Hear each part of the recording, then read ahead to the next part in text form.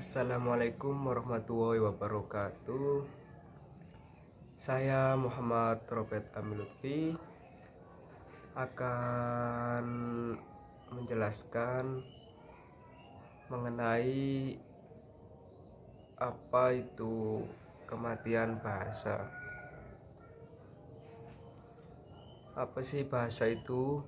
Bahasa merupakan alat dan berbentuk digunakan sebagai perantara manusia untuk berkomunikasi. Bahasa yang ada di dunia ini itu beraneka ragam, namun tujuannya yaitu tetap sama, untuk berkomunikasi.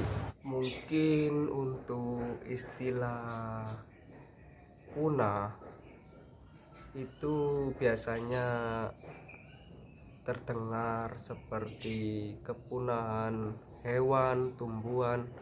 Namun ini juga ada, yaitu bahasa yang punah. Apa itu bahasa yang punah? Jadi untuk kepunahan bahasa sendiri itu disebabkan oleh banyak faktor sebenarnya ya. Untuk contoh-contoh faktornya yang bisa menyebabkan kepunahan bahasa adalah seperti bencana alam,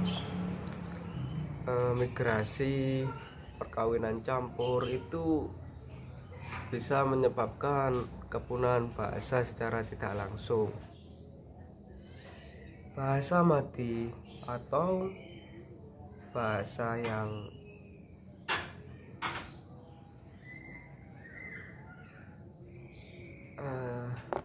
bahasa mati atau bahasa yang terancam punah itu adalah sebuah bahasa yang sudah tidak memiliki penutur lagi, atau bahasanya mungkin sudah tidak digunakan.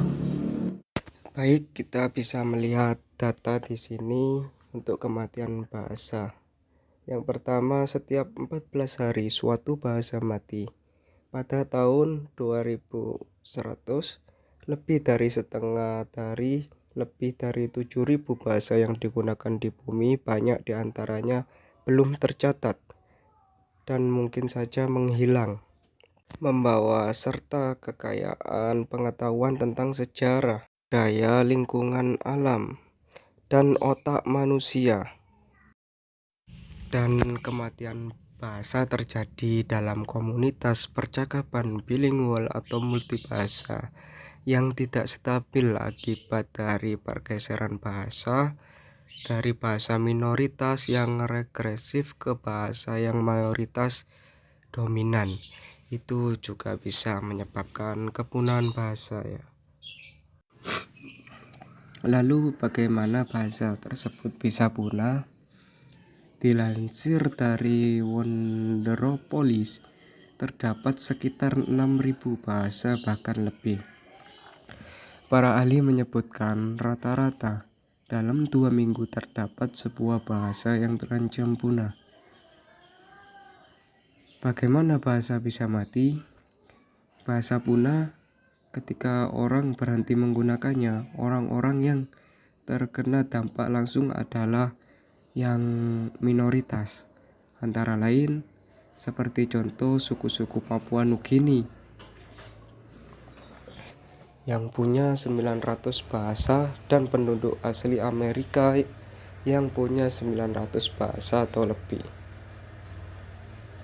Suku di Afrika, Asia, dan Oseania berbicara beberapa ribu bahasa, dan orang-orang Eropa yang terpinggirkan seperti Irlandia, Frisia, dan Moskow. Meski kebanyakan orang tidak berhenti berbicara dalam bahasa asli mereka, tetapi mereka tidak dipaksa berhenti menggunakan bahasa asli mereka. Misalnya ketika orang pindah ke negara lain, mereka terpaksa untuk bicara bahasa daerah setempat yang lebih dominan dipakai daripada bahasanya sendiri. Akibatnya banyak imigran berhenti menggunakan bahasa ibu atau bahasa aslinya, bahkan tidak mengajarkan bahasa ibu kepada anak-anak atau keturunannya. Nah, hal tersebut yang menjadi bahasa itu terancam punah adalah hal-hal seperti itu. Mungkin itu saja yang bisa saya jelaskan mengenai bahasa yang terancam punah. Jika ada salah kata, saya mohon maaf. Wassalamualaikum warahmatullahi wabarakatuh.